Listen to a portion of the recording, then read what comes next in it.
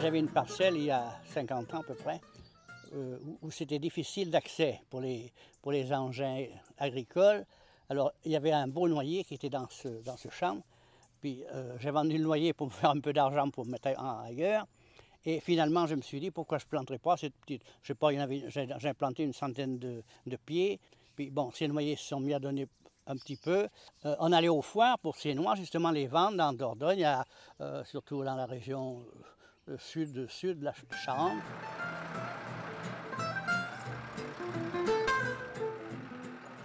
Alors d'où est partie ma passion? C'est d'abord parce que mon père était là, il avait fait des choses et j'ai dit il faut améliorer ce qu'il a fait.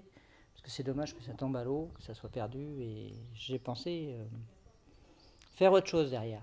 Autre chose qu'il ne faisait pas et valoriser tout ce qui était produit dévalorisé justement par la coopérative. Donc je me suis mis à casser, à trier et à valoriser toutes les petites noix et toutes les noix mauvaises. C'est à ce stade de végétation que la noix va tomber assez facilement. Ouais, regardez. Bon alors tout d'abord, pour ramasser la noix, il faut déjà vibrer l'arbre. Donc pour ça, on a un secoueur qui se branche derrière le tracteur. Et c'est une pince hydraulique qui va pincer le tronc de l'arbre à une certaine hauteur. Et après, il y a une pompe hydraulique qui va faire une vibration.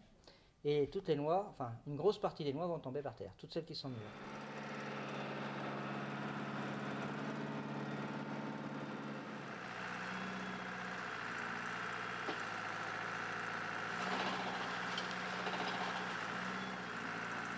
Donc après, pour les ramasser, on prend une ramasseuse.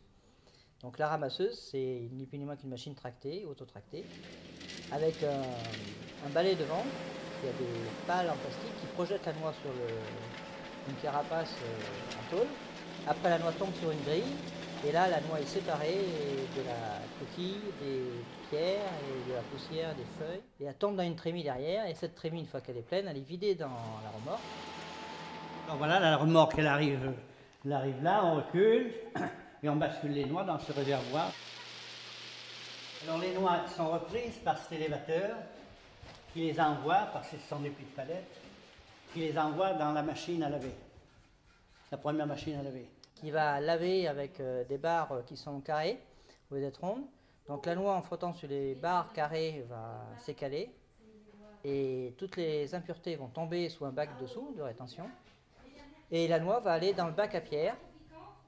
Le bac à pierre, c'est ni plus ni moins qu'un réservoir plein d'eau, en triangle. D'un côté sortent les pierres et de l'autre côté, par un peigne en surface, sort la noix qui va tomber dans un élévateur, qui va projeter la noix dans une calibreuse. Là, la calibreuse me sert à enlever tout ce qui est partie de noix vertes, qui ont encore la bogue, qui ne sont pas tout à fait mûres. Donc la bogue reste bien collée autour de la noix. Et cette partie-là va être mise dans une écaleuse.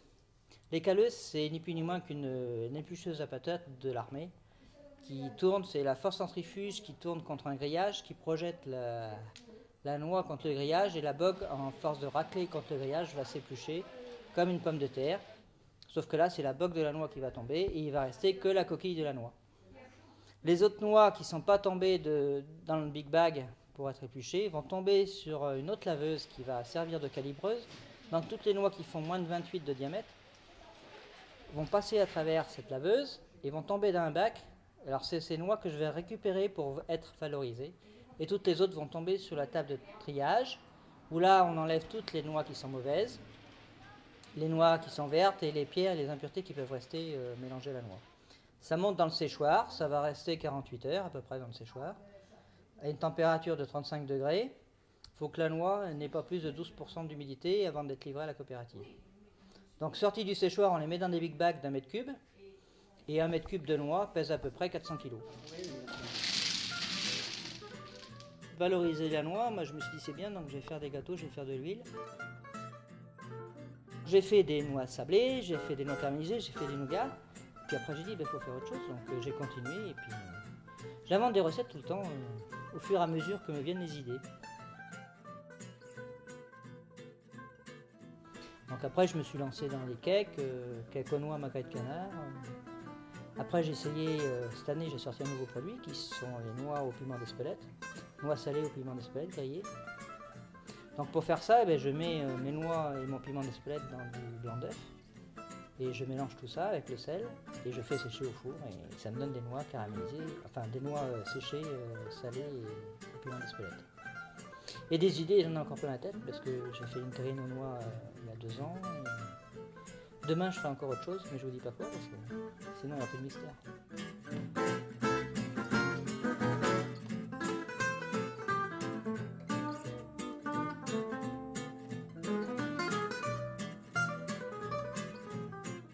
Donc j'ai fait une porte ouverte il y a 2 ans.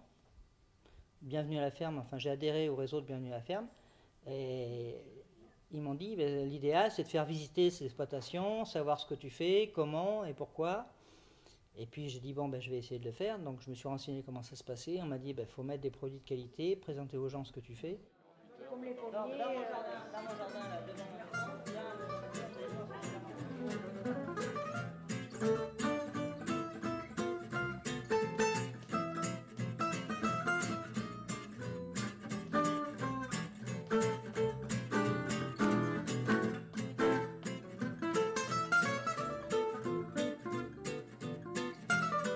donc je fais des portes ouvertes et puis j'ai dit pourquoi pas faire un repas derrière. Donc je fais un repas avec les produits que je fabrique et que je vends sur les marchés de pays.